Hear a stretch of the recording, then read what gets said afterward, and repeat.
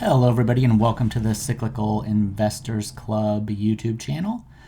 Today, we're going to be analyzing GWW Grainger stock, which came in by request in the comments section. If you have a request for an S&P 500 stock you would like me to make a video analysis of, just drop it in the comments and I will get it on the whiteboard behind me, and eventually I will make a video of it.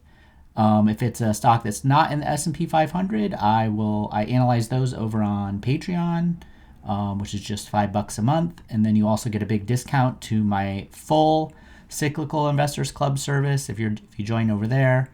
And there we have all the spreadsheets. You can chat with me. I have all my different strategies explained, and you pretty much get daily interaction with me in some form of another if you want it. And then I post regular updates there that have more macro stuff sometimes and just big picture things. And then full portfolio of ideas and everything. As always, this is not individual investing advice. This is just how I analyze stocks. And I don't own Grainger, but I probably should have. I always like to start by reviewing any past coverage I've had of a stock. I haven't covered this one on YouTube, but I did on Seeking Alpha back in the end of 2020. And that was a sell article, and as you can see here, the stock is up like 80% since then. So this one was definitely a miss. I don't think there was anything really wrong with my analysis at the time, but whenever you're using like historical data to try to predict the future, my experience with my strategies is about 20% of the time they'll be wrong. Like something will happen, and so if it's a sell article, something good will happen to the company maybe, and if it's a buy article, maybe something bad will happen. But about 20% of the time, using the kind of historical analysis that I use doesn't work out, and this was one that didn't work out, and I think it's pretty easily explainable why. But I always like to kind of start with this context in mind, that I'm not always right. So this is one that I definitely wasn't. Although I do think, if I remember correctly, this would have been after the 2020 decline. I thought I came close to being able to buy this one in March of 2020. But I think probably looking at this chart, it had risen a lot off of that bottom when I decided it was a sell. But so let's look at it now. I can talk about kind of what I think happened. I like to start by looking at historical earnings cyclicality first. And what I'm looking for here are historical drawdowns. Let's go back to here so we can see it. So during the there's a couple relevant things here. First, I look for the drawdowns, which this is just moderately cyclical. And then we have another one here. Now this dive looks more like they could have been experiencing some actual declines in their business, rather than like a cyclical recessionary downturn. Although there was definitely weakness in the industrial economy during these years. Especially like 2015 and 2016. So it's worth noting that they were kind of weakish. They were weak these 3 years. And then during the Great Recession, I mean, this is pretty modest, really, in terms of decline. So you can definitely, it's reasonable to look at earnings history to try to predict what you might expect in the future. Although recently, there are a couple things that definitely influence this data here, and I'm gonna talk about some of them. But so we can use earnings, I think, just by looking at that. I wouldn't say it's too cyclical to use earnings, but we do have a couple things we need to pay attention to. I'm gonna start by looking at 2015 through 2023. It's not too different if I back it up to 2013. I actually looked at this too because it kind of starts off with these kind of crummy years before picking up. And I wanted to make sure I just wasn't being too negative by starting here. But if I start the time frame back here, it's about the same, so it didn't really make too much of a difference for me. I'll talk about the things that I think do make a difference. So after I establish the cyclicality, pick the time frame that I want to look at. Of course, back when I looked at this in 2020, I probably would have went back to like 2012 or 2013. I didn't look to see exactly, but you can see from during this period, I mean, things were really pretty weak in terms of earnings growth. So you can see why I wouldn't have expected them to double their earnings in 3 years, right? Based on what they had been doing. So that's all pretty explainable, and this definitely to me would fall into that kind of 20% category where something just different happens that hadn't happened in the past. And I don't try to predict those unless they really like jump out at me that something's materially changed. And I didn't see that back then. So I think that explains, kind of why I was as bearish as I was, especially after the price had run up like this. But there's several things that I will point out on here. Almost all of these really big earnings growth years can be attributed to kind of external things, I think. So whenever I see a big jump in earnings growth in the year 2018, this is when corporate tax cuts in the US occurred.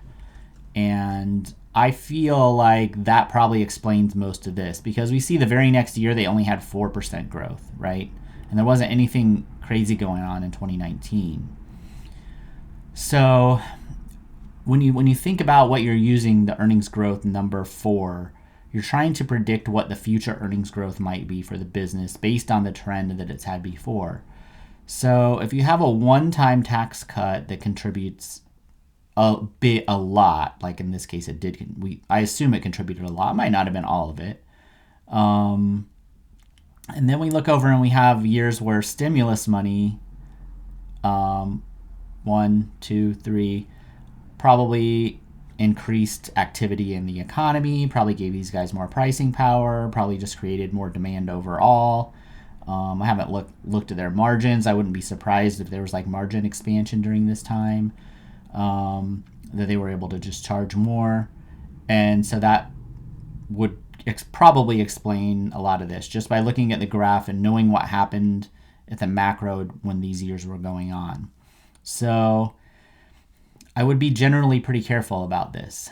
Now, in terms of extrapolating this going on forever, because stimulus is ending, right? And analysts are not. They are looking at 8% growth in the next couple of years. So people that cover this business, as their job, are pretty cautious relative to thinking that these 20% growth rates are going to go on. And I don't think it's like super expensive. Yeah, it's like a 20 PE, so it's not like crazy expensive or anything, even if they had 8% growth. But I would not be looking at these years, even since 2018, and thinking, oh, they're going to get 20% growth. That to me is a mistake. So I would not assume that. Because if that was the case at a 20 PE, it might be a buy. I mean, you're looking at a PEG ratio of 1 if they have 20% growth at it. So that would be, potentially a buy if you were looking at that. Now, we have these extraordinary years in 4 out of 6 years. So it's just something to keep in mind. Now, the next thing to keep in mind is this is earnings per share. And these guys have bought back a lot of stock during this time. So they've bought back about a quarter of the company. It was about 26% share decline that they bought back since 2015. So that means that the timing of that, they did it pretty steadily this whole time. So if you think about it, they're reducing shares, and then they get this big bump, right? So by the time this bump comes along, they probably bought back like 20% of the company. And that can kind of generate even more upward momentum because the EPS rises that much faster with many fewer shares. I control for that when I do earnings growth.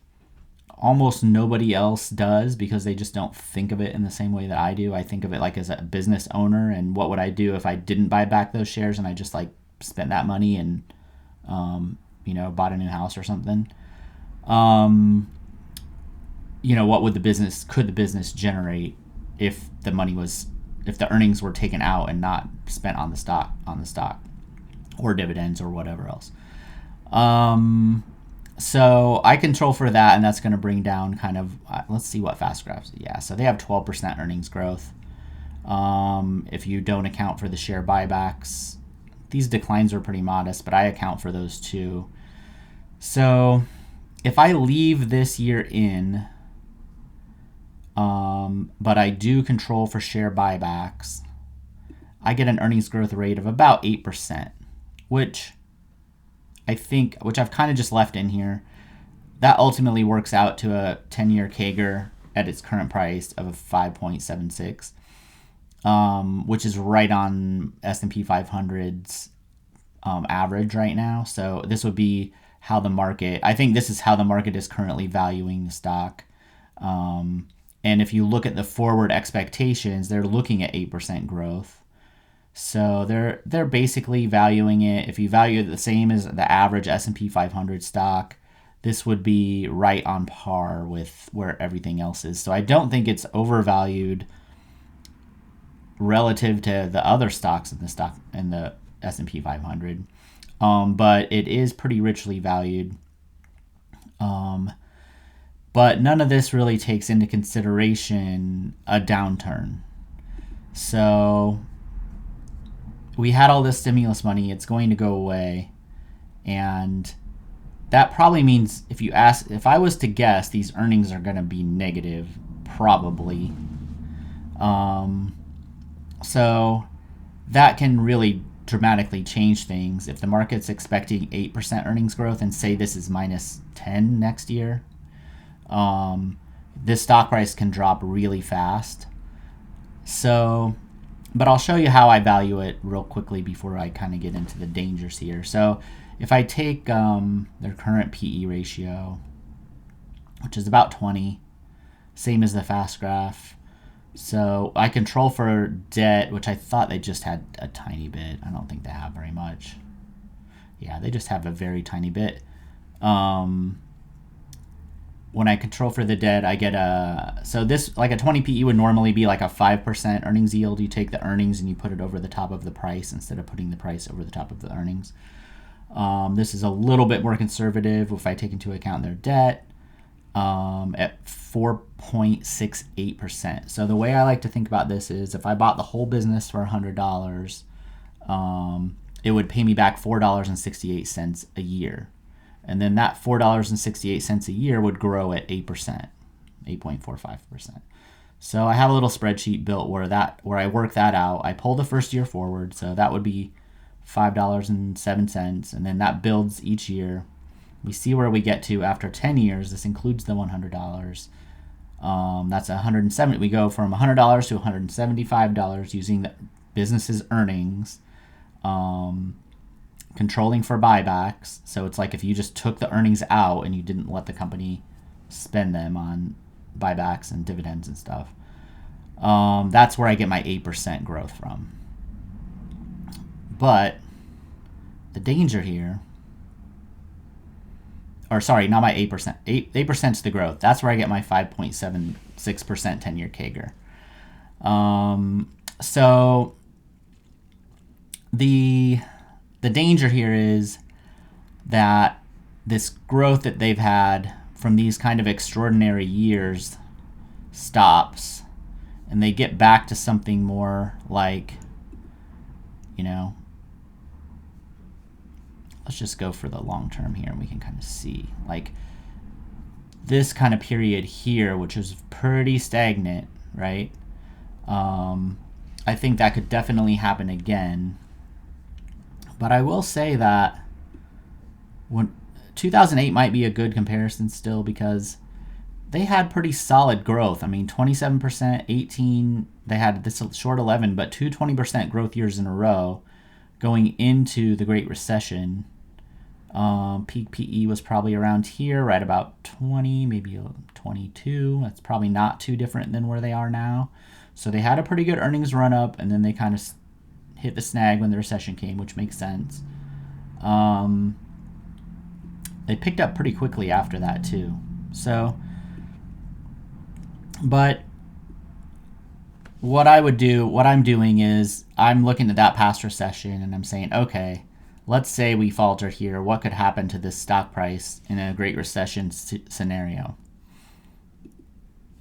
And I think it could fall about 45%. So it could fall a little bit more than 45% actually, but this is where I'd probably be willing to step in and buy.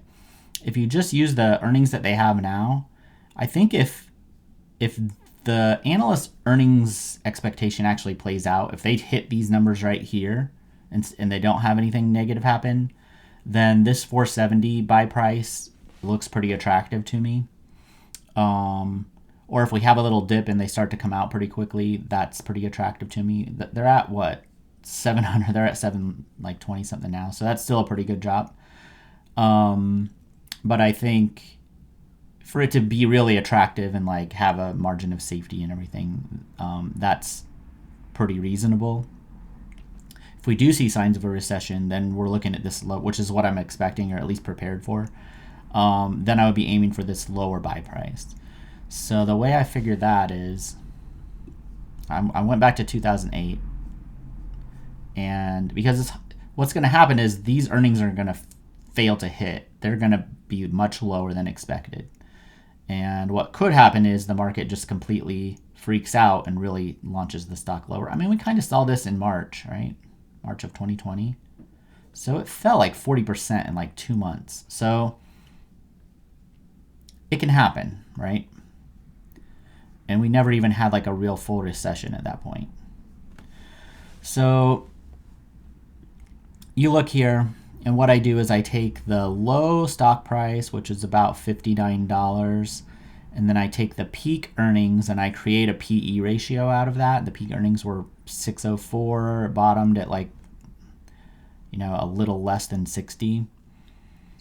And so what I ask myself is, okay, if that situation happened again this time, because we don't know where, if we have this downturn, we don't know where these earnings are going to end up.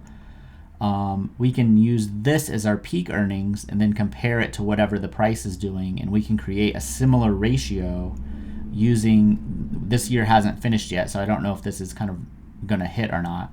But assuming they do hit that would be their peak earnings. So that stays steady. And then as the price falls, you can just measure it against that and create that same PE. Whereas, if they miss a bunch of earnings and analysts get super negative and they say, oh, well, earnings are going to fall back to 2019 levels, of $17, which is half this, and the market totally freaks out.